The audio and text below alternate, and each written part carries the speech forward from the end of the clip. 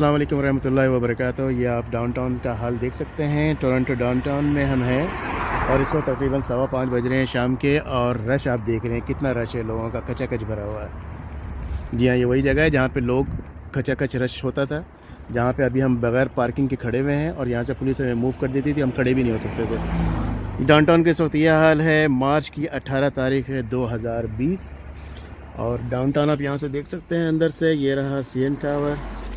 लोग यहाँ पे जो है घूम रहे हैं, एक दो लोग आपको नज़र आएंगे सिर्फ। तो ये हाल हो गया है। इंशाअल्लाह ताला दुआ करें कि सारी चीज़ें सही से बैक टू दी बिज़नेस हो जाए इंशाअल्लाह ताला जल्दी। और ये जो वबा फैली हुई है, अल्लाह ताला इसको अपने करम से ख़त्म करे और सारी चीज़ें कंट्रोल में आ जाएँ इंशाअल्लाह ताला।